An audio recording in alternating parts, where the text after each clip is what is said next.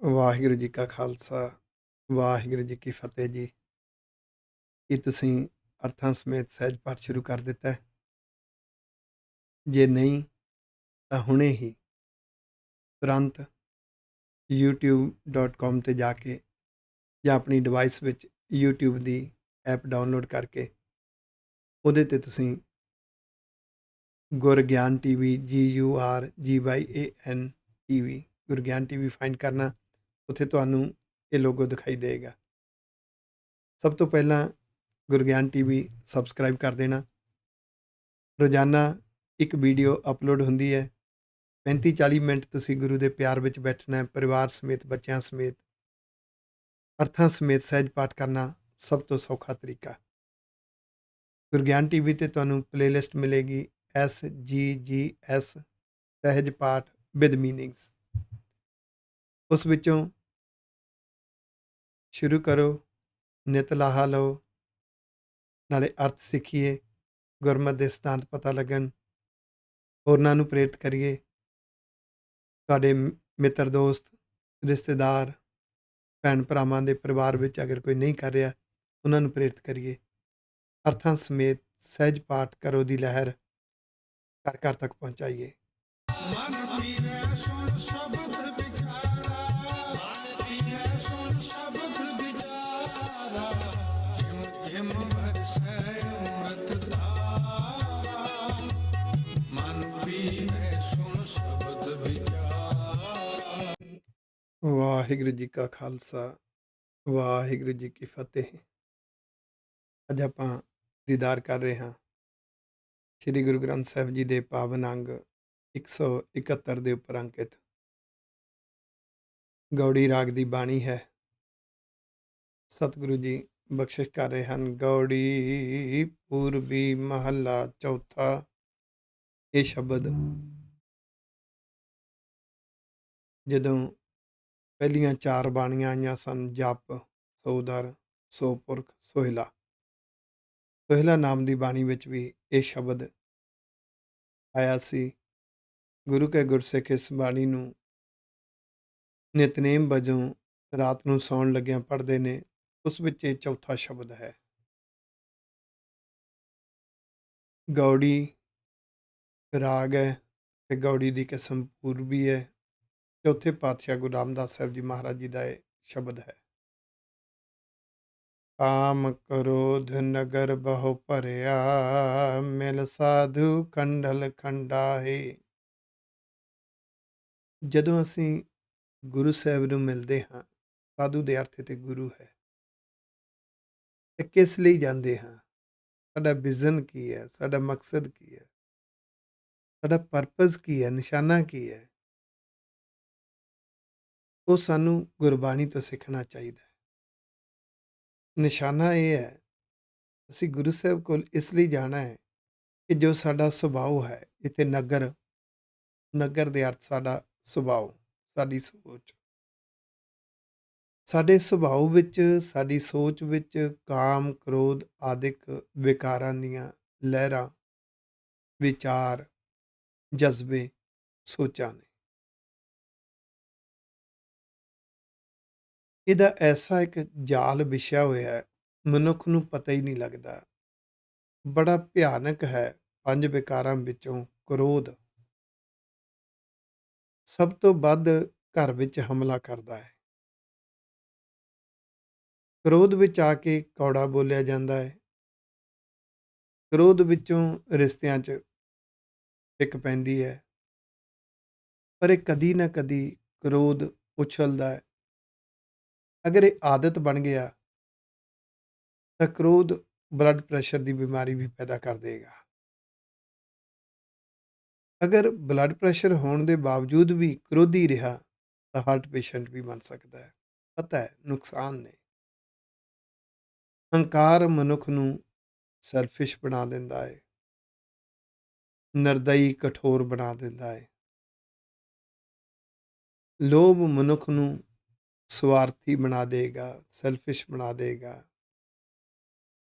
ਹੰਕਾਰ, ਕ੍ਰੋਧ, ਲੋਭ ਮਿਲ ਕੇ ਨਫ਼ਰਤ ਪੈਦਾ ਕਰ ਦਿੰਦੇ ਨੇ। ਐਸਾ ਅੰਦਰ ਭਰਿਆ ਪਿਆ। ਕਾਮ ਕ੍ਰੋਧ ਨਗਰ ਬਹੁ ਭਰਿਆ। ਮਿਲ ਸਾਧੂ ਖੰਡਲ ਖੰਡਾਏ। ਆ ਮਕਸਦ ਹੈ ਗੁਰੂ ਨੂੰ ਮਿਲ ਕੇ ਮੈਂ ਇਹ ਜਿਹੜਾ ਅੰਦਰ ਜਾਲ ਬੁਣਿਆ ਹੋਇਆ ਹੈ ਇਹਨੂੰ ਖੰਡਨ ਕਰਨਾ ਹੈ, ਭਾਵ ਇਹਦਾ ਨਾਸ਼ ਕਰਨਾ ਹੈ। ਮੈਂ ਕ੍ਰੋਧੀ ਹੋ ਕੇ ਨਹੀਂ ਜਿਉਣਾ ਚਾਹੁੰਦਾ, ਮੈਂ ਹੰਕਾਰੀ ਲੋਭੀ ਹੋ ਕੇ ਨਹੀਂ ਜਿਉਣਾ ਚਾਹੁੰਦਾ। ਜਦੋਂ ਇਹ ਸੋਝੀ ਆਉਂਦੀ ਹੈ ਫਿਰ ਗੁਰੂ ਨੂੰ ਸੁਣਦਾ ਹੈ, ਗੁਰੂ ਦੇ ਉਪਦੇਸ਼ ਨੂੰ ਸੁਣਦਾ ਹੈ, ਸਮਝਦਾ ਹੈ, ਸਿੱਖਦਾ ਹੈ। ਮਕਸਦ ਕੀ ਹੈ ਕਿ ਅੰਦਰ ਜੋ ਕਾਮ ਕ੍ਰੋਧ ਲੋਭ ਆਦਿਕ ਵਿਕਾਰ ਸੁਭਾਅ ਵਿੱਚ ਭਰੇ ਪਏ ਨੇ, ਇਹਨਾਂ ਆਦਤਾਂ ਤੋਂ ਮੁਕਤੀ ਮਿਲ ਸਕੇ। ਆਖੋ ਵਾਹਿਗੁਰੂ। ਪਰ ਮਨੁੱਖ ਗੁਰੂ ਵੱਲ ਤੁਰਦਾ ਕਿਵੇਂ ਹੈ, ਇਹ ਭਾਵਨਾ ਕਿਵੇਂ ਬਣਦੀ ਹੈ? ਪੂਰਬ ਲਿਖਤ ਲਿਖੇ ਗੁਰ ਪਾਇਆ, ਮਨ ਹਰ ਲਿਵ ਮੰਡਲ ਮੰਡਾਹੇ। ਪਹਿਲਾਂ ਤਾਂ ਮਨੁੱਖ ਦੇ ਅੰਦਰ ਵਿਚਾਰ ਬਣਦੇ ਨੇ, ਸੋਚ ਬਣਦੀ ਹੈ। ਉਹ ਜਿਹੜੀ ਸੋਚ ਹੈ ਉਹ ਇਹਦੇ ਅੰਦਰ ਲਿਖਤ ਲਿਖੀ ਜਾਂਦੀ ਹੈ। ਜਿਸ ਤਰ੍ਹਾਂ ਦਾ ਕਲਚਰ ਹੋਏਗਾ, ਜਿਸ ਤਰ੍ਹਾਂ ਦਾ ਮਾਹੌਲ ਹੋਏਗਾ ਆਸ-ਪਾਸ, ਜਿਸ ਤਰ੍ਹਾਂ ਦੀਆਂ ਵਿਚਾਰਾਂ ਮਨੁੱਖ ਕਰੇਗਾ, ਵਿਚਾਰਾਂ ਸੁਣੇਗਾ, ਉਸ ਤਰ੍ਹਾਂ ਦੀ ਸੋਚ ਵਿਚਾਰਧਾਰਾ ਅੰਦਰ ਲਿਖੀ ਜਾਏਗੀ, ਅੰਦਰ ਬਣ ਜਾਏਗੀ। ਜਦੋਂ ਕੋਈ ਗੁਰੂ ਦੀਆਂ ਵਿਚਾਰਾਂ ਸੁਣਦਾ ਹੈ, ਇਸ ਸੁਭਾਅ ਬਾਰੇ ਸੁਣਦਾ ਹੈ, ਸੁਭਾਅ ਦੀਆਂ ਸੋਚ ਦੀਆਂ ਕਮਜ਼ੋਰੀਆਂ ਬਾਰੇ ਸੁਣਦਾ ਹੈ, ਸਮਝਦਾ ਹੈ, ਸੋਚ ਸੁਭਾਅ ਨੂੰ ਸੰਵਾਰਨ ਦੀਆਂ ਵਿਚਾਰਾਂ ਸੁਣਦਾ ਹੈ, ਗੁਰਮੁਖ ਬਣਨ ਦੀਆਂ, ਗੁਰਮਤਿ ਵਾਲੀ ਸੋਚ ਧਾਰਨ ਕਰਨ ਦੀਆਂ ਵਿਚਾਰਾਂ ਸੁਣਦਾ ਹੈ। ਪਹਿਲਾਂ ਇਹਦੇ ਅੰਦਰ ਵਿਚਾਰਧਾਰਾ, ਸੋਚ, ਇੱਛਾ ਬਣ ਕੇ ਲਿਖੀ ਜਾਂਦੀ ਹੈ। ਆਖੋ ਵਾਹਿਗੁਰੂ। ਪੂਰਬ ਲਿਖਤ ਲਿਖੇ ਗੁਰ ਪਾਇਆ। ਪੂਰਬ ਦੇ ਅਰਥ ਹੈ ਪਹਿਲਾਂ, ਪਹਿਲਾਂ ਇਹ ਲਿਖੀ ਜਾਂਦੀ ਹੈ, ਫਿਰ ਇਹ ਗੁਰੂ ਵੱਲ ਤੁਰਦਾ। ਆਖੋ ਵਾਹਿਗੁਰੂ। ਜਿਨ੍ਹਾਂ ਨੂੰ ਕਲਚਰ ਨਹੀਂ ਮਿਲਿਆ, ਜਿਨ੍ਹਾਂ ਦੇ ਅੰਦਰ ਇਹ ਵਿਚਾਰਧਾਰਾ ਸੋਚ ਲਿਖੀ ਨਹੀਂ ਗਈ, ਭਾਵ ਬਣੀ ਹੋਈ ਨਹੀਂ, ਉਹਨਾਂ ਨੂੰ ਕਿਤੋਂ ਮੋਟੀਵੇਸ਼ਨ ਵੇ ਵੀ ਨਹੀਂ ਮਿਲੀ, ਉਹ ਨਹੀਂ ਤੁਰਦੇ। ਆਖੋ ਵਾਹਿਗੁਰੂ। ਪਹਿਲਾਂ ਇਹ ਅੰਦਰ ਲਿਖੀ ਜਾਂਦੀ ਹੈ, ਫਿਰ ਉਹ ਗੁਰੂ ਵੱਲ ਤੁਰਦੇ ਨੇ। ਗੁਰੂ ਗ੍ਰੰਥ ਸਾਹਿਬ ਦੀ ਬਾਣੀ ਨੂੰ ਜੇ ਇਹ ਵਿਜ਼ਨ ਹੈ ਕਿ ਮੈਂ ਸੁਭਾਅ ਸ਼ਿੰਗਾਰਨਾ, ਫਿਰ ਤਾਂ ਉਪਦੇਸ਼ ਸਿੱਖਿਆਵਾਂ ਨੂੰ ਸਿੱਖਦੇ ਨੇ। ਅਗਰ ਇਹ ਵਿਜ਼ਨ ਨਹੀਂ, ਦੁਨਿਆਵੀ ਮੰਗਾਂ ਦਾ ਵਿਜ਼ਨ ਹੈ, ਫਿਰ ਉਹ ਕਹਿੰਦਾ ਮੈਨੂੰ ਕੀ ਸਮਝ ਆਵੇ ਨਾ ਆਵੇ, ਕਿਉਂਕਿ ਬੇਸ ਹੀ ਗਲਤ ਹੋ ਜਾਂਦਾ ਹੈ। ਮੂਲ ਤੋਂ ਹੀ ਟਰੈਕ ਜਿਹੜਾ ਹੈ ਉਹ ਥਿੜਕ ਜਾਂਦਾ ਹੈ। ਜਿਹਦੇ ਅੰਦਰ ਇਹ ਉੱਪਰਲੀ ਪੰਕਤੀ ਵਾਲੀ ਵਿਚਾਰਧਾਰਾ ਲਿਖੀ ਗਈ, ਉਹ ਗੁਰੂ ਦੇ ਕੋਲ ਜਾਂਦਾ ਹੈ, ਗੁਰੂ ਦੇ ਉਪਦੇਸ਼ ਸਮਝਦਾ ਹੈ, ਧਿਆਨ ਨਾਲ ਸੁਣਦਾ ਹੈ, ਸਿੱਖਣ ਦਾ ਯਤਨ ਕਰਦਾ ਹੈ, ਅਤੇ ਗੁਰੂ ਗ੍ਰੰਥ ਸਾਹਿਬ ਦੀ ਬਾਣੀ ਵਿੱਚੋਂ ਉਹਨੂੰ ਗੁਰ ਸਰੂਪ ਦੀ ਪ੍ਰਾਪਤੀ ਹੁੰਦੀ ਹੈ। ਪੂਰਬ ਲਿਖਤ ਲਿਖੇ ਗੁਰ ਪਾਇਆ, ਮਨ ਹਰ ਲਿਵ ਮੰਡਲ ਮੰਡਾਏ। ਫਿਰ ਰੱਬ ਵੱਲ ਲਿਵ ਲੱਗਦੀ ਹੈ, ਰੱਬੀ ਮਾਰਗ ਤੇ ਤੁਰਨ ਦਾ ਪਿਆਰ ਜਾਗਦਾ ਹੈ। ਫਿਰ ਇਹ ਜਿਹੜੀਆਂ ਆਦਤਾਂ ਨੇ ਇਹਨੂੰ ਹੌਲੀ ਹੌਲੀ ਕਰਕੇ ਘਟਾਉਂਦਾ ਹੈ, ਮੁਕਾਉਂਦਾ ਹੈ, ਮੰਡਲ ਮੰਡਾ ਹੈ, ਇਸ ਜਾਲ ਨੂੰ ਤੋੜਦਾ ਹੈ। ਆਖੋ ਵਾਹਿਗੁਰੂ। ਕਰ ਸਾਧੂ ਅੰਜਲੀ ਪੁੰਨ ਵੱਡਾ ਹੈ, ਤੇਰੀ ਜ਼ਿੰਦਗੀ ਦਾ ਸਭ ਤੋਂ ਭਲਾ ਕੰਮ ਪੁੰਨ, ਸਭ ਤੋਂ ਵੱਡਾ ਪੁੰਨ, ਸਭ ਤੋਂ ਭਲਾ ਕੰਮ, ਉੱਤਮ ਕਰਮ ਕੀ ਹੈ ਕਿ ਗੁਰੂ ਦੇ ਅੱਗੇ ਅੰਜਲੀ ਕਰ। ਹੁਣ ਜਿਹਨੂੰ, ਕਿਉਂਕਿ ਗੁਰਬਾਣੀ ਕਾਵਿ ਰਚਨਾ ਵਿੱਚ ਹੈ, ਗੁਰਬਾਣੀ ਅੰਦਰ ਕਹਾਵਤਾਂ ਨੇ, ਗੁਰਬਾਣੀ ਦੇ ਸ਼ਬਦਾਂ ਵਿੱਚ ਰਮਜ਼ਾਂ ਨੇ, ਜਿਹਨੇ ਅਰਥ ਸਿੱਖਣ ਵਾਸਤੇ, ਕਹਾਵਤਾਂ ਸਮਝਣ ਵਾਸਤੇ, ਰਮਜ਼ਾਂ ਸਮਝਣ ਵਾਸਤੇ ਕਦੀ ਸਮਾਂ ਹੀ ਨਹੀਂ ਲਾਇਆ, ਉਹ ਉੱਪਰੋਂ ਅਰਥ ਲੈ ਲੈਂਦਾ ਵੀ ਅੰਜਲੀ ਹੈ ਗੁਰੂ ਦੇ ਅੱਗੇ ਇੱਦਾਂ ਬੁੱਕ ਕਰਨਾ ਹੈ, ਅਤੇ ਉਹ ਹੱਥ ਦੇ ਨਾਲ ਇੱਦਾਂ ਕਰਦਾ ਹੈ। ਬਹੁਤੇ ਤੁਸੀਂ ਮੰਗਦੇ ਦੇਖੇ ਹੋਣਗੇ, ਇੱਦਾਂ ਕਰਦੇ ਨੇ। ਮੰਗਦੇ ਕੀ ਹੈ? ਮੇਰੇ ਕਾਰੋਬਾਰ ਵਿੱਚ ਵਾਧਾ ਆ ਜਾਵੇ, ਮੇਰੇ ਘਰ ਵਿੱਚ ਕਲੇਸ਼ ਮੁੱਕ ਜਾਵੇ, ਮੈਨੂੰ ਤੰਦਰੁਸਤੀ ਮਿਲ ਜਾਵੇ, ਮੈਂ ਮੁਕੱਦਮਾ ਜਿੱਤ ਜਾਵਾਂ। ਐਸੀਆਂ ਮੰਗਾਂ ਮੰਗਦੇ ਨੇ, ਜਦ ਕਿ ਗੁਰੂ ਪਾਤਸ਼ਾਹ ਨੇ ਇਹ ਚੀਜ਼ਾਂ ਸਾਨੂੰ ਨਹੀਂ ਸਿਖਾਈਆਂ ਸੀ। ਅੰਜਲੀ ਮਨ ਦੀ ਅੰਜਲੀ ਹੈ, ਮਨ ਦਾ ਗੁਰੂ ਦੇ ਅੱਗੇ ਝੁਕਣਾ, ਉਪਦੇਸ਼ ਨੂੰ ਸਮਰਪਿਤ ਹੋਣ ਦਾ। ਜੋ ਗੁਰੂ ਕਹਿਣਗੇ ਉਸ ਨੂੰ ਮੈਂ ਸੱਤ ਕਰਕੇ ਮੰਨਾਂਗਾ। ਉਹ ਜੋ ਮੰਨਣ ਦੀ ਭਾਵਨਾ ਹੈ ਨਾ, ਇਹ ਅੰਜਲੀ ਹੈ ਪਿਆਰਿਆ। ਤੂੰ ਆਪਣੇ ਮਨ ਵਿੱਚ ਗੁਰੂ ਦੇ ਉਪਦੇਸ਼ ਮੰਨਣ ਦੀ ਭਾਵਨਾ ਬਣਾ। ਤੇਰੀ ਜ਼ਿੰਦਗੀ ਦਾ ਸਭ ਤੋਂ ਚੰਗਾ, ਉੱਤਮ, ਵੱਡਾ ਪੁੰਨ ਹੈ ਇਹ, ਭਲੇ ਦਾ ਕੰਮ ਹੈ। ਆਖੋ ਕਰ ਡੰਡੌਤ ਪੁੰਨ ਵੱਡਾ ਹੈ ਰਹਾਓ। ਇਹ ਸੈਂਟਰਲ ਆਈਡੀਆ ਹੈ, ਰਹਾਓ ਪਦਾ ਹੈ, ਮੇਨ ਸਿਧਾਂਤ ਹੈ। ਇੱਥੇ ਸ਼ਬਦ ਆਇਆ ਹੈ ਡੰਡੌਤ। ਡੰਡੌਤ ਸ਼ਬਦ ਦੋ ਚੀਜ਼ਾਂ ਤੋਂ ਜੁੜ ਕੇ ਬਣਿਆ, ਡੰਡ ਉੱਤ, ਡੰਡੇ ਵਾਂਗ ਸਿੱਧਾ। ਜਿਵੇਂ ਜਿਨ੍ਹਾਂ ਨੂੰ ਅੰਜਲੀ ਦੇ ਰਮਜ਼ ਨਹੀਂ ਪਤਾ ਉਹ ਇੱਦਾਂ ਹੱਥ ਕਰਦੇ ਨੇ, ਜਿਹਨੂੰ ਡੰਡੌਤ ਦੀ ਰਮਜ਼ ਨਹੀਂ ਪਤਾ ਉਹ ਸਿੱਧੇ ਪੈ ਕੇ ਮੱਥਾ ਟੇਕਦੇ ਨੇ। ਜੀ ਗੁਰਬਾਣੀ 'ਚ ਲਿਖਿਆ ਜੀ ਡੰਡੌਤ ਬੰਦਨਾ ਕਰਨੀ ਹੈ। ਇਹ ਸਰੀਰ ਕਰਕੇ ਸਿੱਧਾ ਪੈਣਾ ਜਾਂ ਸਰੀਰ ਕਰਕੇ ਇੱਦਾਂ ਕਰਕੇ ਕਾਰੋਬਾਰ ਮੰਗਣਾ, ਇਹ ਹਿੰਦੂ ਵੀਰਾਂ ਦਾ ਕਨਸੈਪਟ ਹੈ। ਉਹਨਾਂ ਦੇ ਧਰਮ 'ਚ ਇੱਦਾਂ ਚੱਲਦਾ ਹੈ। ਉਹਨਾਂ ਨੂੰ ਮੁਬਾਰਕ ਹੈ, ਉਹ ਜਿਵੇਂ ਮਰਜ਼ੀ ਕਰਨ, ਸਾਡਾ ਕੋਈ ਸਰੋਕਾਰ ਨਹੀਂ। ਹਾਂ, ਅਗਰ ਕੋਈ ਹਿੰਦੂ ਵੀਰ ਸਿੱਖਣਾ ਚਾਹੁੰਦਾ ਹੈ ਗੁਰੂ ਦੀ ਵਿਚਾਰਧਾਰਾ, ਉਹ ਸਮਝ ਸਕਦਾ, ਉਸ ਨੂੰ ਚੰਗੀ ਲੱਗੀ ਤੇ ਉਹ ਵੀ ਅਪਣਾ ਸਕਦਾ, ਫਾਇਦਾ ਉਹਦਾ ਵੀ ਹੈ, ਕਿਉਂਕਿ ਸਮੁੱਚੀ ਮਨੁੱਖਤਾ ਲਈ ਹੈ ਗੁਰਬਾਣੀ। ਇੱਥੇ ਮਨ ਨੂੰ ਡੰਡੇ ਵਾਂਗੂ ਸਿੱਧਾ ਕਰ, ਇਹ ਸਭ ਤੋਂ ਵੱਡਾ ਪੁੰਨ ਹੈ। ਮਨ ਮੰਨਣ ਦੀ ਭਾਵਨਾ ਵਿੱਚ ਆ ਜਾਵੇ ਤੇ ਡੰਡੇ ਵਾਂਗੂ ਸਿੱਧਾ ਹੋ ਜਾਵੇ। ਡੰਡੇ ਵਾਂਗੂ ਸਿੱਧਾ ਕੀ ਹੈ? ਮਨ ਗੁਰੂ ਦੀਆਂ ਉਨੀਆਂ ਕੁ ਗੱਲਾਂ ਮੰਨਦਾ ਹੈ ਜਿੰਨੀਆਂ ਕੁ ਮਨ ਨੂੰ ਚੰਗੀਆਂ ਲੱਗਦੀਆਂ ਨੇ। ਇਹ ਮਨ ਸਿੱਧਾ ਨਹੀਂ ਹੈ, ਬਿੰਗਾ ਹੋਇਆ ਵਿਆ ਵਾਹਿਗੁਰੂ, ਬਿੰਗ ਵਾਲਾ ਇਸ ਮਨ ਵਿੱਚ। ਇਹ ਆਦਤ ਬਚਪਨ ਤੋਂ ਪੱਕੀ ਹੋਈ ਹੈ। ਮਾਪਿਆਂ ਦੀ, ਬਜ਼ੁਰਗਾਂ ਦੀ, ਟੀਚਰਾਂ ਦੀ, ਸਮਾਜ ਦੀ, ਗੁਰੂ ਦੀ ਉਨੀ ਕੁ ਗੱਲ ਹੀ ਮੰਨਦਾ ਹੈ ਜਿਹੜੀ ਇਹਨੂੰ ਚੰਗੀ ਲੱਗਦੀ ਹੈ। ਜਿਹੜੀ ਨਹੀਂ ਚੰਗੀ ਲੱਗਦੀ ਮਨ ਰੁੱਸਦਾ ਹੈ। ਇਹਨੂੰ ਡੰਡੇ ਵਾਂਗੂ ਸਿੱਧਾ ਕਰ ਪਿਆਰਿਆ, ਮੰਨਣ ਦੀ ਭਾਵਨਾ ਪੈਦਾ ਕਰ। ਪਰ ਜਿੰਨਾ ਚਿਰ ਮਨ ਇਹ ਗੁਰੂ ਦੇ ਮਾਰਗ ਤੋਂ, ਰੱਬ ਦੇ ਪਿਆਰ ਤੋਂ ਟੁੱਟਿਆ ਹੋਇਆ ਨਾ, ਅਸਲੀ ਸੋਝੀ ਤੋਂ ਟੁੱਟਿਆ ਹੋਇਆ, ਸਾਕਤ ਹਰ ਰਸ ਸਾਧ ਨਾ ਜਾਣਿਆ, ਤਿਨ ਅੰਤਰ ਹਉਮੈ ਕੰਡਾ ਹੈ। ਇਹ ਸਾਕਤ ਟੁੱਟਿਆ ਹੋਇਆ ਕਿਉਂ? ਇਹਨੂੰ ਆਪਣੇ ਸੁਭਾਅ ਤੇ ਹੰਕਾਰ ਹੈ। ਇਹਨੂੰ ਲੱਗਦਾ ਹੈ ਕਿ ਜੋ ਮੇਰਾ ਸੁਭਾਅ ਹੈ ਪਰਫੈਕਟ ਹੈ, ਮੈਂ ਆਪਣੇ ਸੁਭਾਅ ਦੇ ਉਲਟ ਨਹੀਂ ਸੁਣਨਾ ਚਾਹੁੰਦਾ, ਆਪਣੇ ਸੁਭਾਅ ਅਨੁਸਾਰ ਦੇਖਣਾ ਚਾਹੁੰਦਾ।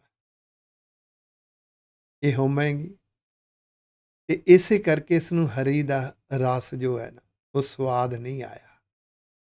ਰੱਬ ਦੇ ਮਾਰਗ ਤੇ ਤੁਰਨ ਦਾ, ਪਰਉਪਕਾਰ ਦੇ ਮਾਰਗ ਤੇ ਤੁਰਨਾ,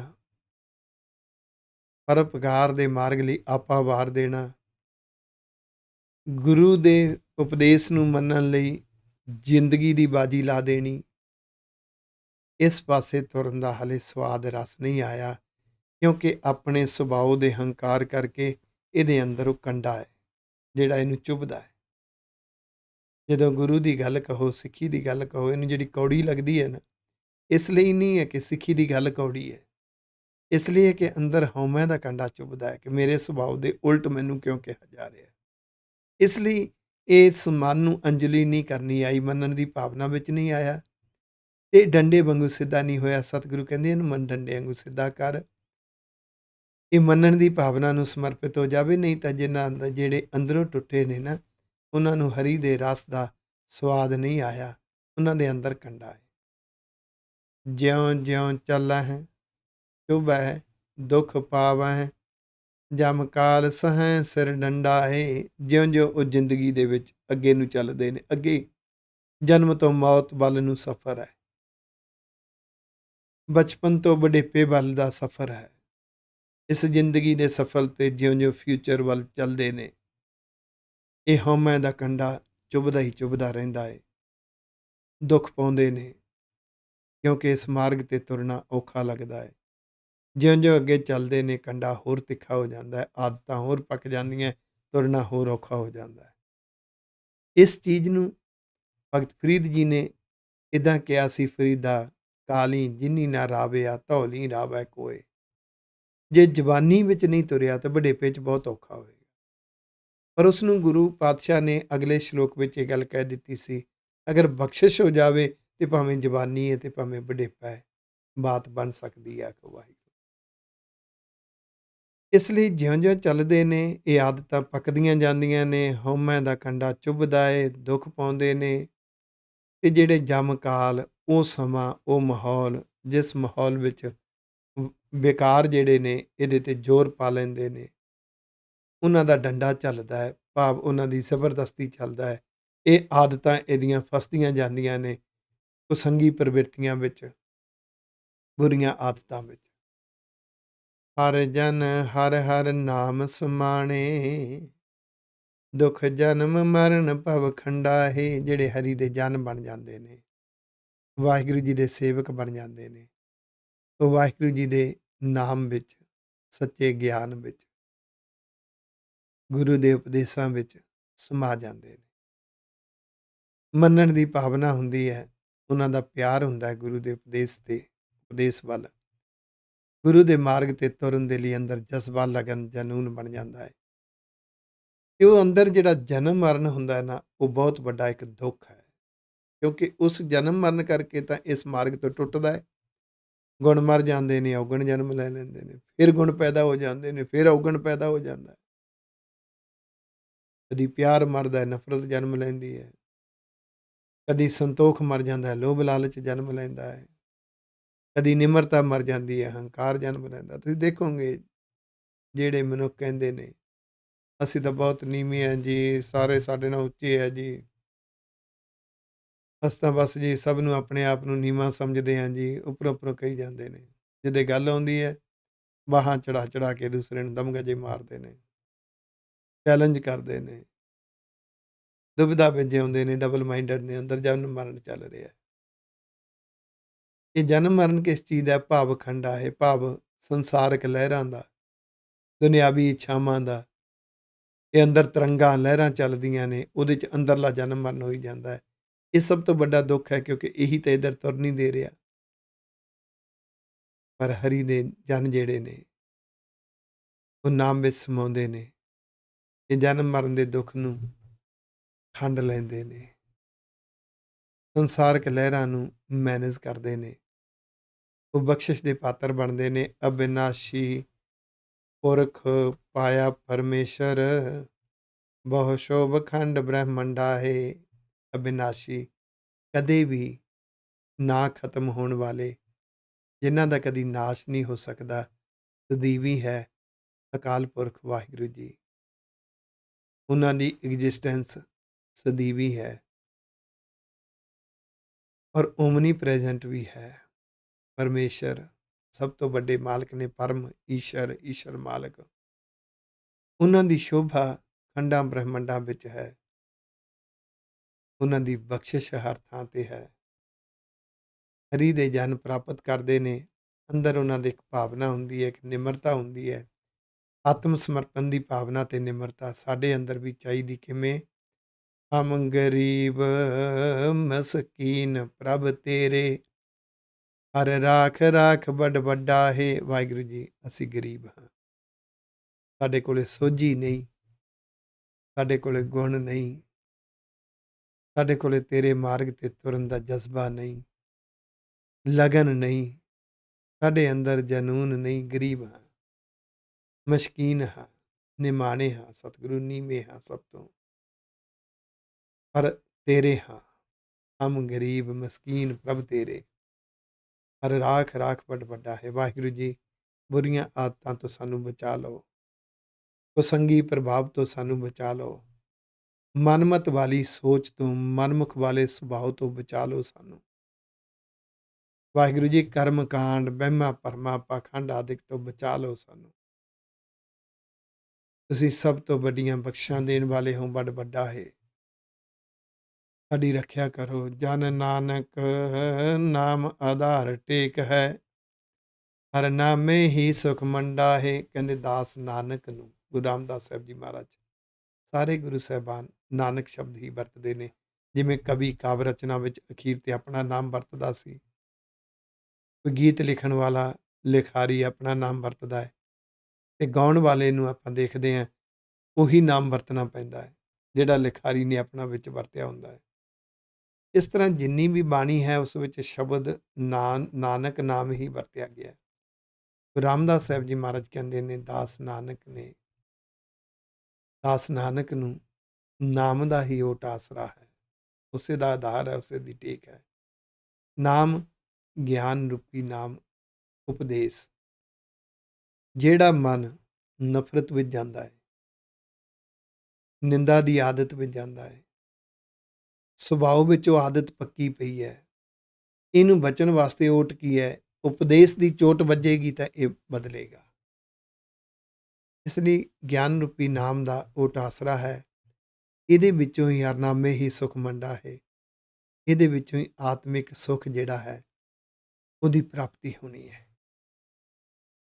ਆਤਮਿਕ ਆਨੰਦ ਸੰਤੁਸ਼ਟੀ ਜਿਹੜੀ ਹੈ ਉਹ ਗੁਰੂ ਦੇ ਉਪਦੇਸ਼ ਮੰਨ ਕੇ, ਗੁਰੂ ਦੇ ਉਪਦੇਸ਼ਾਂ ਨੂੰ ਰੱਬੀ ਉਪਦੇਸ਼ ਮੰਨਣਾ ਹੈ। ਅੱਗੇ ਆਵੇਗਾ ਸ਼ਬਦ, ਉੱਥੇ ਸਾਰੀਆਂ ਗੱਲਾਂ ਭੇਦ ਖੋਲਣਗੇ ਕਿ ਗੁਰੂ ਉਪਦੇਸ਼ ਰੱਬ ਦਾ ਰੂਪ ਕਿਵੇਂ ਹੈ, ਗੁਰੂ ਉਪਦੇਸ਼ ਗੁਰਮਤਿ ਵਿੱਚ ਅਨਹਦ ਨਾਦ ਕਿਵੇਂ ਹੈ।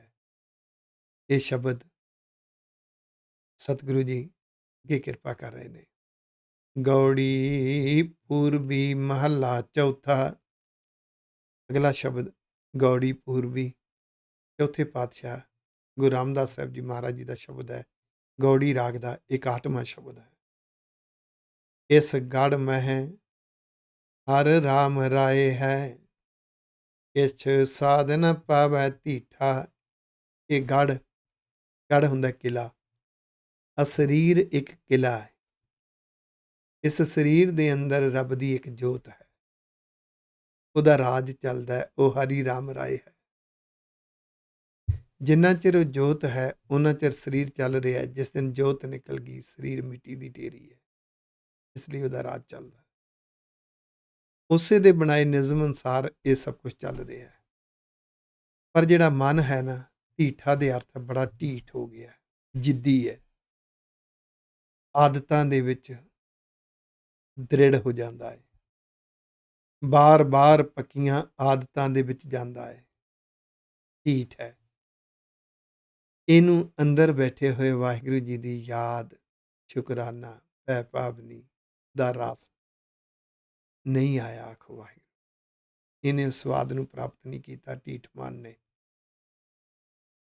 ਵਾਹਿਗੁਰੂ ਜੀ ਦੇ ਰੱਬੀ ਉਪਦੇਸ਼ ਅੰਦਰ ਜ਼ਮੀਰ ਦੀ ਆਵਾਜ਼ ਬਣ ਕੇ ਹਨ ਹਰ ਵੇਲੇ।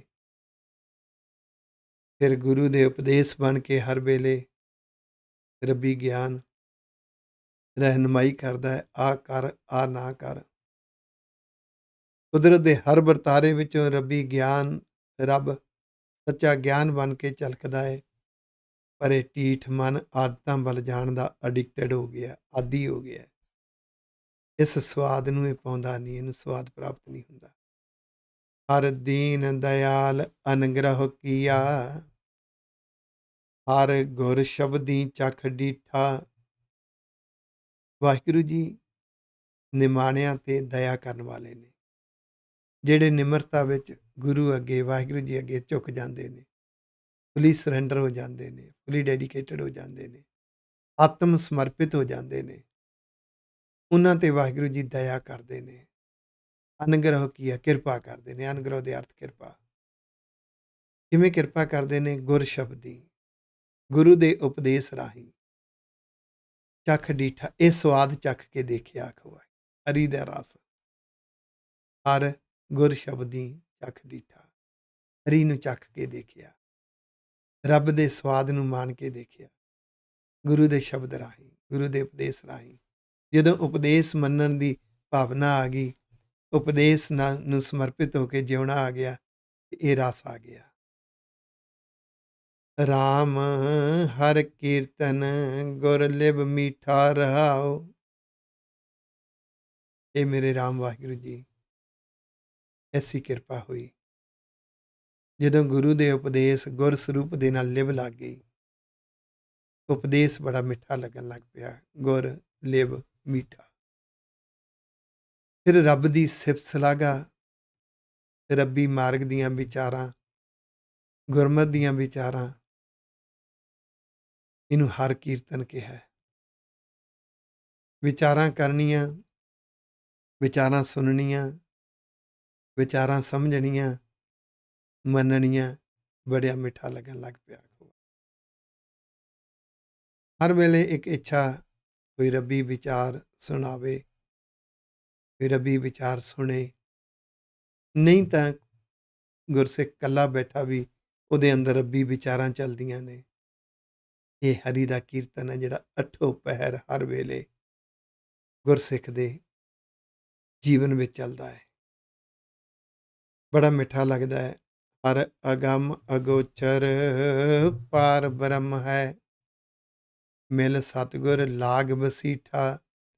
ਵਾਹਿਗੁਰੂ ਜੀ ਅਗੰਮ ਨੇ, ਪਹੁੰਚ ਤੋਂ ਪਰੇ, ਅਗੋਚਰ, ਗਿਆਨ ਇੰਦਰੀਆਂ ਦੀ ਪਕੜ ਵਿੱਚ ਨਹੀਂ। ਅੱਖਾਂ ਦੇਖ ਨਹੀਂ ਸਕਦੀਆਂ, ਨਹੀਂ ਅੱਖਾਂ ਕਹਿ ਸਕਦੀਆਂ ਆਹ ਰੱਬ ਹੈ। ਕੰਨ ਸੁਣ ਨਹੀਂ ਸਕਦੇ, ਨਹੀਂ ਕਹਿ ਸਕਦੇ ਆਹ ਇੱਕ ਰੱਬ ਦੀ ਆਵਾਜ਼ ਹੈ।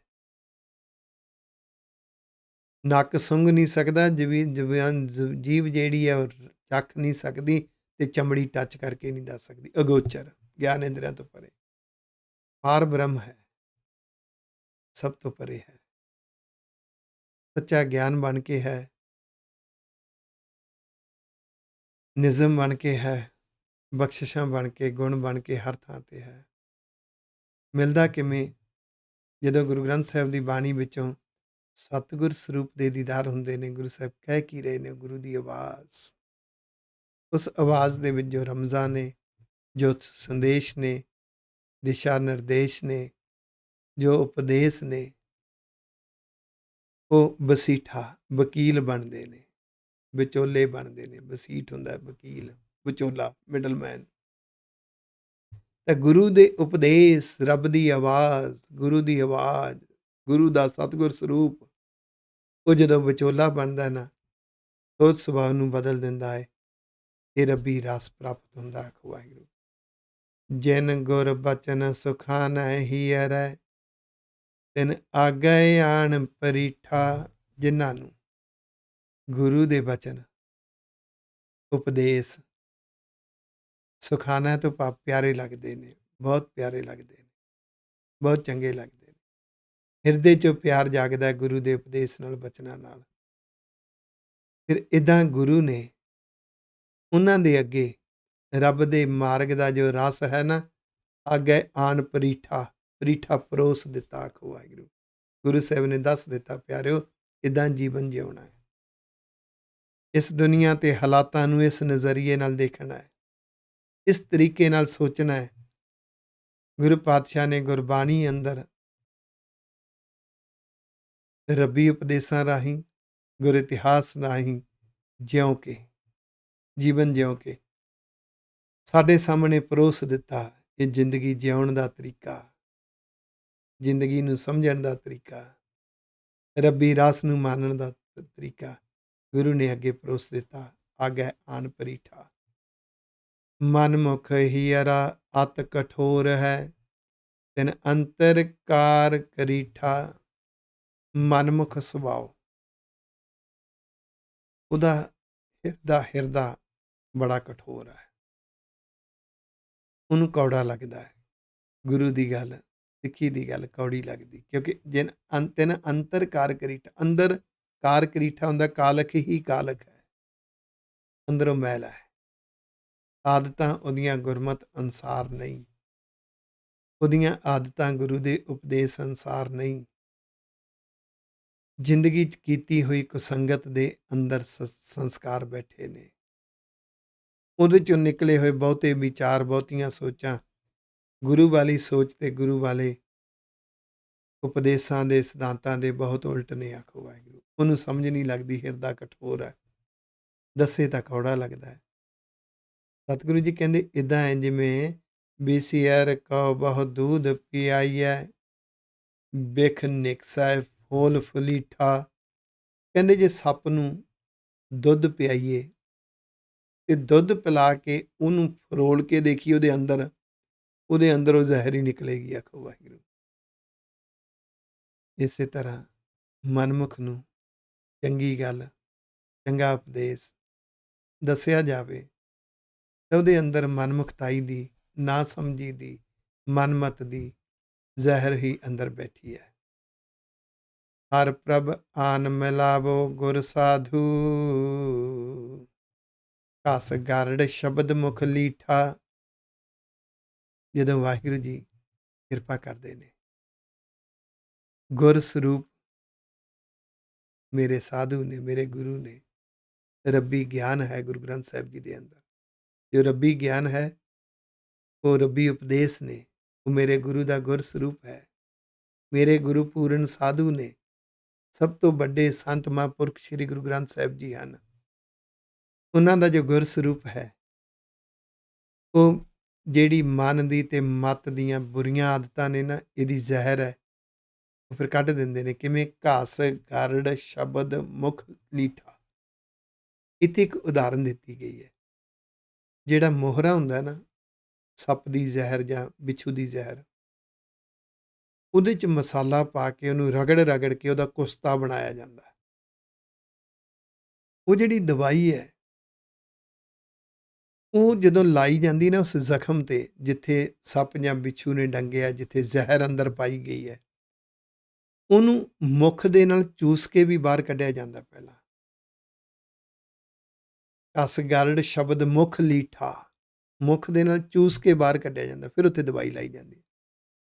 ਇਹ ਜੋ ਗੁਰੂ ਦਾ ਸ਼ਬਦ, ਗੁਰੂ ਦਾ ਉਪਦੇਸ਼ ਹੈ ਨਾ, ਉਪਦੇਸ਼ ਮੰਨਦਿਆਂ ਚੂਸ ਕੇ ਭਾਵ ਹੌਲੀ ਹੌਲੀ ਹੌਲੀ ਹੌਲੀ ਇਹ ਆਦਤਾਂ ਮਨ ਦੀਆਂ, ਮਨਮੁਖਤਾਈ ਵਾਲੀਆਂ, ਮਨਮਤ ਵਾਲੀਆਂ ਆਦਤਾਂ ਮੇਰੇ ਗੁਰੂ ਪਾਤਸ਼ਾਹ ਗੁਰ ਸ਼ਬਦ ਦੀ ਚੋਟ ਮਾਰ ਮਾਰ ਕੇ ਕੱਢ ਦਿੰਦੇ ਨੇ। ਆਖੋ, ਕਿਉਂਕਿ ਗੁਰੂ ਦਾ ਉਪਦੇਸ਼ ਇੱਕ ਤੀਰ ਹੈ, ਤੀਰ ਵਾਂਗੂ ਚੁੱਭਦਾ ਹੈ। ਉਹ ਜਿਹੜੀ ਪੀੜਾ ਜੀ ਲੱਗਦੀ ਹੈ ਨਾ, ਔਖਾ ਜਿਹਾ ਲੱਗਦਾ ਹੈ, ਸਮਝ ਲਿਓ ਮਨਮੁਖਤਾਈ ਦੀ ਜ਼ਹਿਰ ਨਿਕਲ ਰਹੀ ਹੈ। ਜਨ ਨਾਨਕ ਗੁਰ ਕੇ ਲਾਲੇ ਗੋਲੇ, ਲਗ ਸੰਗਤ ਕਰੂਆ ਮੀਠਾ। हे ਨਾਨਕ ਜੀ, ਜਦੋਂ ਗੁਰੂ ਦੇ ਸੇਵਕ, ਰੱਬ ਦੇ ਸੇਵਕ ਜਨ ਗੁਰੂ ਦੇ ਲਾਲੇ ਗੋਲੇ ਬਣ ਜਾਂਦੇ। ਲਾਲਾ ਗੋਲਾ ਆਪਾਂ ਪਿੱਛੇ ਸ਼ਬਦ ਵਿਚਾਰਿਆ ਸੀ, ਜਿਹੜਾ ਖਰੀਦ ਕੇ ਲਿਆਂਦਾ ਹੋਇਆ। ਉਹ ਮਾਲਕ ਦੇ ਅੱਗੇ ਕੁਝ ਨਹੀਂ ਬੋਲ ਸਕਦਾ, ਕਿਉਂਕਿ ਖਰੀਦਿਆ ਹੋਇਆ। ਗੁਰੂ ਨੇ ਕੁਰਬਾਨੀਆਂ ਕਰਕੇ, ਪਰਉਪਕਾਰ ਕਰਕੇ ਸਾਡੇ ਮਨ ਨੂੰ ਖਰੀਦ ਲਿਆ। ਜਿਉਂ-ਜਿਉਂ ਗੁਰਬਾਣੀ ਨੂੰ ਸਮਝਾਂਗੇ ਨਾ, ਗੁਰ ਇਤਿਹਾਸ ਨੂੰ ਸਮਝਾਂਗੇ, ਇੱਦਾਂ ਲੱਗੇਗਾ ਮੇਰਾ ਮਨ ਤੇ ਗੁਰੂ ਨੇ ਖਰੀਦ ਲਿਆ। ਮਨ ਗੁਰੂ ਦੇ ਨਾਲ ਗੂੜਾ ਜੁੜ ਜਾਂਦਾ ਹੈ। ਫਿਰ ਗੁਰੂ ਕੀ ਸੰਗਤ ਵਿੱਚੋਂ, ਉਪਦੇਸ਼ ਦੀ ਸੰਗਤ ਕਰਕੇ ਕਰੂਆ ਮੀਠਾ। ਜਿਹੜਾ ਕੌੜਾ ਮਨ ਸੀ ਨਾ, ਕੌੜੀਆਂ ਆਦਤਾਂ ਵਾਲਾ, ਇਹ ਵੀ ਮਿੱਠਾ ਬਣ ਜਾਂਦਾ। ਆਖੋ ਵਾਹਿਗੁਰੂ। ਇਹਨੂੰ ਜਿਹੜਾ ਮਾਰਗ ਕੌੜਾ ਲੱਗਦਾ ਸੀ, ਉਹ ਮਿੱਠਾ ਲੱਗਣ ਲੱਗ ਜਾਂਦਾ ਹੈ। ਗੌੜੀ ਪੂਰਬੀ ਮਹੱਲਾ ਚੌਥਾ, ਅਗਲਾ ਸ਼ਬਦ ਗੌੜੀ ਰਾਗ। ਗੌੜੀ ਪੂਰਬੀ ਹੈ, 62ਵਾਂ ਸ਼ਬਦ ਹੈ, ਸ਼੍ਰੀ ਗੁਰੂ ਰਾਮਦਾਸ ਸਾਹਿਬ ਜੀ ਦਾ ਉਚਾਰਨ ਕੀਤਾ ਹੋਇਆ। ਹਰ ਹਰ ਅਰਥ ਸਰੀਰ ਹਮ ਵੇਚਿਆ, ਪੂਰੇ ਗੁਰ ਕੈ ਆਗੇ। ਮੈਂ ਆਪਣੇ ਗੁਰੂ ਦੇ ਗੁਰ ਸਰੂਪ ਦੇ ਅੱਗੇ, ਗੁਰੂ ਦੇ ਉਪਦੇਸ਼ ਦੇ ਅੱਗੇ ਆਪਣਾ ਸਰੀਰ ਵੇਚ ਦਿੱਤਾ, ਆਪਣਾ ਜੀਵਨ ਵੇਚ ਦਿੱਤਾ। ਕਿਸ ਵਾਸਤੇ? ਹਰ ਹਰ ਅਰਥ, ਰੱਬੀ ਮਾਰਗ ਦਾ ਰਸ ਮਾਣਨ ਵਾਸਤੇ, ਰੱਬੀ ਮਾਰਗ ਤੇ ਜੀਵਨ ਜਿਉਣ ਦੀ ਜੁਗਤ ਸਿੱਖਣ ਵਾਸਤੇ ਆਪਣੇ ਗੁਰੂ ਦੇ ਉਪਦੇਸ਼ ਦੇ ਅੱਗੇ ਜੀਵਨ ਵੇਚ ਦਿੱਤਾ ਹੈ। ਭਾਵ ਗੁਰੂ ਦੀਆਂ ਸਿੱਖਿਆਵਾਂ ਮੰਨਣ ਦੇ ਲਈ 100% ਪ੍ਰਪੇਅਰਡ ਹੋ ਗਿਆ। ਆਖੋ ਭਾਵ ਆ ਰਿਹਾ। ਸਤਿਗੁਰ ਦਾਤੈ ਨਾਮ ਦਰੜਾਇਆ, ਮੁਖ ਮਸਤਕ ਭਾਗ ਸੁਭਾਗੇ। ਫਿਰ ਸਤਿਗੁਰ ਸਰੂਪ ਨੇ, ਗੁਰੂ ਦੀ ਆਵਾਜ਼ ਨੇ, ਗੁਰੂ ਦੀਆਂ ਸਿੱਖਿਆਵਾਂ ਨੇ, ਬਾਰ-ਬਾਰ ਦੱਸ ਕੇ, ਸਮਝਾ ਕੇ ਰੱਬ ਦੇ ਪਿਆਰ ਵਿੱਚ ਜੀਵਨ ਜਿਉਣਾ ਦ੍ਰਿੜ ਕਰਵਾ ਦਿੱਤਾ। ਦ੍ਰਿੜ ਕਰਵਾ ਦਿੱਤਾ। ਕੋਈ ਵੀ ਕੰਮ ਕਰੀਏ ਨਾ, ਸ਼ੁਰੂ 'ਚ ਔਖਾ ਲੱਗਦਾ ਹੈ। ਕਰਦੇ ਉਹਦੀ ਆਦਤ ਪੱਕ ਜਾਂਦੀ ਹੈ। ਉਹਨੂੰ ਕਹਿੰਦੇ ਦ੍ਰਿੜ ਹੋ ਗਿਆ, ਪੱਕ ਗਿਆ। ਇੱਦਾਂ ਸਤਿਗੁਰ ਸਰੂਪ ਮੇਰੇ ਗੁਰੂ ਗ੍ਰੰਥ ਸਾਹਿਬ ਜੀ ਮਹਾਰਾਜ ਜੀ ਦਾ ਗਿਆਨ ਦੀ ਦਾਤ ਦੇਣ ਵਾਲਾ ਦਾਤਾ ਹੈ। ਸੋਝੀ ਦੀ ਦਾਤ ਦਿੰਦੇ ਨੇ ਗੁਰੂ ਸਾਹਿਬ। ਉਹ ਸੋਝੀ ਦੀ ਦਾਤ ਗਿਆਨ ਰੂਪੀ ਨਾਮ ਹੈ, ਉਪਦੇਸ਼ ਹੈ। ਉਹਨੂੰ ਮੰਨਣ ਦੀ ਜੋ ਆਦਤ ਦ੍ਰਿੜ ਕਰਵਾ ਦਿੰਦੇ ਨੇ, ਉਸ ਤਰ੍ਹਾਂ ਦੀ ਸੋਚ ਨਜ਼ਰੀਆ ਬਣ ਜਾਂਦਾ। ਮੁੱਖ ਮਸਤਕ ਭਾਗ ਸੁਭਾਗੇ। ਅੰਦਰ ਪ੍ਰਸਪੈਕਟਿਵ ਹੀ ਇੱਦਾਂ ਬਣ ਜਾਏਗਾ, ਪੁਆਇੰਟ ਆਫ ਵਿਊ ਇੱਦਾਂ ਬਣ ਜਾਏਗਾ। ਜੋ ਗੁਰੂ ਨੇ ਕਿਹਾ ਮੈਂ ਉਸ ਤਰੀਕੇ ਨਾਲ ਸੋਚਣਾ ਹੈ ਤੇ ਉਹਨੂੰ ਮੰਨਣਾ ਹੈ। ਇਹਨੂੰ ਕਿਹਾ ਭਾਗ ਸੁਭਾਗੇ, ਚੰਗੇ ਭਾਗਾਂ ਵਾਲਾ। ਰਾਮ ਗੁਰਮਤ ਹਰ ਲਿਵ ਲਾਗੇ ਰਹਾਓ। ਇਹ ਰਹਾਓ ਪਦ ਹੈ, ਇੱਕੋ ਹੀ ਪੰਕਤੀ ਹੈ ਇਸ ਸ਼ਬਦ ਦੇ ਰਹਾਓ ਦੀ। ਇਹ ਰਾਮ ਗੁਰੂ ਦੀ ਮੱਤ ਰਾਹੀਂ, ਗੁਰੂ ਦੀ ਸੋਚ ਰਾਹੀਂ, ਗੁਰੂ ਦੇ ਉਪਦੇਸ਼ਾਂ ਦੀਆਂ ਰਮਜ਼ਾਂ ਨੂੰ ਸਮਝ ਕੇ ਵਾਹਿਗੁਰੂ ਜੀ ਵੱਲ ਲਿਵ ਲੱਗਦੀ ਹੈ। ਜਦੋਂ ਲਿਵ ਲੱਗ ਜਾਂਦੀ, ਫਿਰ ਇੱਦਾਂ ਮਹਿਸੂਸ ਹੁੰਦਾ ਹੈ, ਘਟ ਘਟ ਰਮਈਆ ਰਮਤ ਰਾਮ ਰਾਏ, ਗੁਰ ਸ਼ਬਦ ਗੁਰੂ ਲਿਵ ਲਾਗੇ। ਫਿਰ ਹਰ ਹਿਰਦੇ ਵਿੱਚ ਵਾਹਿਗੁਰੂ ਜੀ ਵਸਦੇ ਨੇ। ਗੁਰੂ ਦੇ ਉਪਦੇਸ਼ ਨੂੰ ਪ੍ਰੈਕਟੀਕਲ ਜਿਉਣ ਤੇ ਫਿਰ ਗੁਰੂ ਨਾਲ ਲਿਵ ਲੱਗ ਜਾਂਦੀ ਹੈ, ਗੂੜਾ ਪਿਆਰ ਪੈ ਜਾਂਦਾ ਹੈ। ਓ ਮਨ ਤਨ ਦੇਵੋਂ ਕਾਟ ਗੁਰੂ ਕੋ, ਮੇਰਾ ਭ੍ਰਮ ਪਉ ਗੁਰ ਬਚਨੀ ਭਾਗੇ। ਆਪਣੇ ਗੁਰੂ ਨੂੰ ਮਨ ਤੇ ਤਨ ਕੱਟ ਕੇ ਦੇ ਦਿਓ। ਕੱਟਣਾ ਕੀ ਹੈ? ਜਿਹੜੀ ਸੁਭਾਅ ਗੁਰੂ ਦੇ ਉਪਦੇਸ਼ ਅਨੁਸਾਰ ਨਹੀਂ, ਉਸ ਸੁਭਾਅ ਨੂੰ ਜ਼ਿੰਦਗੀ ਚੋਂ ਕੱਟ ਦਿਆਂ, ਬਾਹਰ ਕੱਢ ਦਿਆਂ। ਜਿਹੜੇ ਜ਼ਿੰਦਗੀ ਦੇ ਕਰਮ, ਇਹ ਸਰੀਰ ਕਰਮ ਕਰਦਾ ਹੈ, ਜ਼ੁਬਾਨ ਬੋਲਦੀ ਹੈ, ਅੱਖਾਂ ਦੇਖਦੀਆਂ ਨੇ, ਜਿੰਨੇ ਵੀ ਕਰਮ ਨੇ ਜਿਹੜੇ ਗੁਰਮਤਿ ਅਨੁਸਾਰ ਨਹੀਂ ਹੈ, ਉਹਨੂੰ ਜ਼ਿੰਦਗੀ ਚੋਂ ਕੱਟ ਦੇਣਾ। ਜੋ ਗੁਰੂ ਨੇ ਕਿਹਾ ਉਸ ਤਰ੍ਹਾਂ ਦੇ ਕਾਰਜ, ਉਸ ਤਰ੍ਹਾਂ ਦੀ ਸੋਚ, ਉਸ ਤਰ੍ਹਾਂ ਦੀ ਭਾਵਨਾ। ਅੰਦਰੋਂ ਭਰਮ ਦੂਰ ਹੋ ਗਿਆ। ਗੁਰੂ ਦੇ ਬਚਨਾਂ ਰਾਹੀਂ ਉਹ ਭਰਮ ਭੱਜ ਗਿਆ। ਆਖੋ ਵਾਹਿਗੁਰੂ। ਭਰਮ ਭਉ ਭਾਗੇ। ਉਹ ਡਰ ਵੀ ਭੱਜ ਗਿਆ। ਐਵੇਂ ਔਖਾ ਲੱਗਦਾ ਸੀ ਇਸ ਪਾਸੇ ਤੁਰਨਾ। ਭਰਮ ਦੂਰ ਹੋ ਗਿਆ, ਭਉ ਦੂਰ ਹੋ ਗਿਆ। ਗੁਰੂ ਦੇ ਉਪਦੇਸ਼ ਨੇ ਅੰਦਰ ਗਿਆਨ ਦਾ ਦੀਵਾ ਜਗਾ ਦਿੱਤਾ। ਅੰਧਿਆਰੈ ਦੀਪਕ ਆਨ ਜਲਾਏ, ਗੁਰ ਗਿਆਨ ਗੁਰੂ ਲਿਵ ਲਾਗੇ। ਅੰਦਰ ਅਗਿਆਨਤਾ ਦਾ ਹਨੇਰਾ, ਨਾ ਸਮਝੀ, ਅੰਦਰ ਸਮਝ ਨਹੀਂ ਸੀ, ਸੋਝੀ ਨਹੀਂ ਸੀ।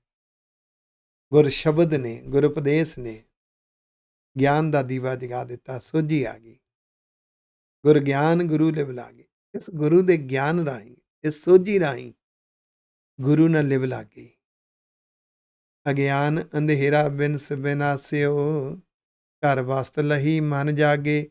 ਨਾ ਸਮਝੀ ਕਰਕੇ ਪਤਾ ਨਹੀਂ ਸੀ ਲੱਗ ਰਿਹਾ, ਵਸਤੂ ਅੰਦਰ ਹੀ ਪਈ ਸੀ। ਆਖੋ ਵਾਹਿਗੁਰੂ। ਨਾ ਸਮਝੀ ਦਾ ਹਨੇਰਾ ਸੀ, ਅਗਿਆਨ ਅੰਧੇਰਾ। ਜਦੋਂ ਬਿਨਸ ਬਿਨਾਸਿਓ ਜ਼ਿੰਦਗੀ ਚੋਂ ਨਿਕਲ ਗਿਆ, ਸੋਝੀ ਆ ਗਈ, ਹਿਰਦੇ ਰੂਪੀ ਘਰ ਵਿੱਚੋਂ ਹੀ ਵਾਹਿਗੁਰੂ ਜੀ ਦੀ ਯਾਦ ਪ੍ਰਗਟ ਹੋ ਗਈ। ਮਤ ਰੂਪੀ ਘਰ ਵਿੱਚੋਂ ਹੀ ਗੁਰਮਤਿ ਪ੍ਰਗਟ ਹੋ ਗਈ। ਇਸ ਸੁਭਾਅ ਰੂਪੀ ਘਰ ਵਿੱਚੋਂ ਹੀ ਗੁਰਮੁਖ ਸੁਭਾਅ ਪੈਦਾ ਹੋ ਗਿਆ। ਅੰਦਰ ਹੀ ਵਾਹਿਗੁਰੂ ਜੀ ਦਾ ਅਹਿਸਾਸ ਜਾਗ ਪਿਆ। ਪਰ ਜਿਹੜੇ ਰੱਬ ਤੋਂ ਟੁੱਟੇ, ਸਾਕਤ ਬਧਿਕ ਮਾਇਆ ਧਾਰੀ, ਤਿਨ ਜਮ ਜੋਹਨ ਲਾਗੇ। ਜਿਹੜੇ ਅੰਦਰੋਂ ਟੁੱਟੇ ਹੋਏ, ਨਾ ਸਮਝੀ ਵਿੱਚ ਜੀਵਨ ਜਿਉਂਦੇ, ਬਧਿਕ ਆਦਤਾਂ ਦੇ ਵਿੱਚ ਬੰਨੇ ਹੋਏ ਨੇ, ਮਾਇਆ ਧਾਰੀ ਨੇ, ਰੌਂਗ ਅਟੈਂਸ਼ਨ ਉਹਨਾਂ ਦੇ, ਦੁਨੀਆ ਦੀਆਂ ਪ੍ਰਾਪਤੀਆਂ ਨੂੰ ਸਭ ਕੁਝ ਮੰਨੀ ਬੈਠੇ ਨੇ। ਉਹ ਫਿਰ ਜਿਹੜੇ ਵਿਕਾਰ ਨੇ, ਬੁਰੀਆਂ ਆਦਤਾਂ ਨੇ, ਕੁਸੰਗੀ ਪ੍ਰਭਾਵ, ਕੁਸੰਗੀ ਸੰਸਕਾਰ ਨੇ, ਉਹਨਾਂ ਨੂੰ ਜਿਉਂਦੇ ਨੇ ਔਰ ਹਮਲਾ ਕਰਦੇ ਨੇ। ਉਨ ਸਤਿਗੁਰ ਆਗੈ ਸੀਸ ਨਾ ਵੇਚਿਓ, ਉਨ ਸਤਿਗੁਰ ਆਗੈ ਸੀਸ ਨਾ ਵੇਚਿਆ। ਕੋਈ ਆਵਹਿ ਜਾਏ ਅਭਾਗੇ। ਉਹਨਾਂ ਨੇ ਆਪਣੀ ਸੋਚ, ਆਪਣੀ ਮਤ ਗੁਰੂ ਨੂੰ ਸਮਰਪਿਤ ਨਹੀਂ ਕੀਤੀ। ਗੁਰੂ ਦੇ ਉਪਦੇਸ਼ ਨੂੰ, ਗੁਰੂ ਦੀ ਆਵਾਜ਼ ਨੂੰ, ਸਤਿਗੁਰ ਸਰੂਪ ਦੇ ਅੱਗੇ ਉਹਨਾਂ ਮੱਥਾ ਤਾਂ ਟੇਕਿਆ, ਪਰ ਸੀਸ ਨਾ ਵੇਚਿਆ। ਆਖੋ ਵਾਹਿਗੁਰੂ। ਸੋਚ ਆਪਣੀ ਵਰਤਦੇ ਨੇ, ਮਨ ਆਪਣੇ, ਸੁਭਾਅ ਆਪਣਾ ਵਰਤਦੇ ਨੇ। ਆਵਹਿ ਜਾਏ ਅਭਾਗੇ। ਗੁਰੂ ਕੋਲ ਆਉਂਦੇ ਵੀ ਨੇ, ਫਿਰ ਉੱਧਰ ਖਿੱਚੇ ਜਾਂਦੇ ਨੇ। ਇਹ ਆਵਣੇ ਜਾਵਣੇ ਦੇ ਵਿੱਚ ਸਖਣੇ ਨੇ, ਭਾਗਾਂ ਤੋਂ, ਬਖਸ਼ਿਸ਼ ਤੋਂ ਸਖਣੇ ਨੇ, ਅਭਾਗੇ। ਹਮਰਾ ਬਿਨੋ ਸੁਨੋ ਪ੍ਰਭ ਠਾਕੁਰ, ਹਮ ਸ਼ਰਨ ਪ੍ਰਭੂ ਹਰ ਮੰਗੇ। ਇਹ ਵਾਹਿਗੁਰੂ ਜੀ, ਤੁਸੀਂ ਮੇਰੇ ਮਾਲਕ ਹੋ, ਸਾਡੀ ਬੇਨਤੀ ਸੁਣੋ। ਵਾਹਿਗੁਰੂ ਜੀ, ਤੁਹਾਡੀ ਸ਼ਰਨ ਆਏ ਹਾਂ।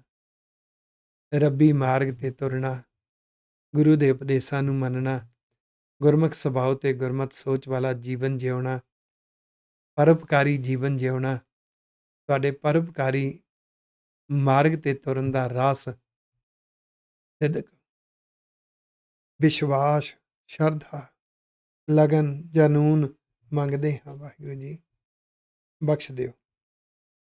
ਜਨ ਨਾਨਕ ਕੀ ਲਜ ਪਾਤ ਗੁਰੂ ਹੈ, ਸਿਰ ਵੇਚਿਓ ਸਤਿਗੁਰ ਆਗੈ। ਦਾਸ ਨਾਨਕ ਦੀ ਲਾਜ ਪਤ ਗੁਰੂ ਹੈ। ਗੁਰੂ ਨੇ ਹੀ ਬਖਸ਼ਿਸ਼ ਦੇਣੀ ਹੈ।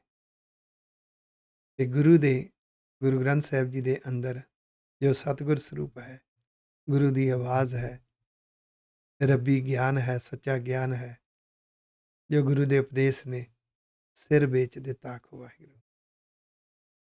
ਜਿਨ੍ਹਾਂ ਨੇ ਸਿਰ ਵੇਚਿਆ, ਉਦਾਸ ਬਣ ਗਏ, ਉਹਨਾਂ ਦੀ ਲਾਜ ਗੁਰੂ ਰੱਖਦੇ ਨੇ, ਬਖਸ਼ਿਸ਼ ਦਿੰਦੇ ਨੇ। ਸਤਿਗੁਰੂ ਕਿਰਪਾ ਕਰਨ, ਸਾਰੇ ਬਖਸ਼ਿਸ਼ ਦੇ ਪਾਤਰ ਬਣੀਏ। ਭੁੱਲਾਂ ਚੁੱਕਾਂ ਦੀ ਖਿਮਾ ਜੀ।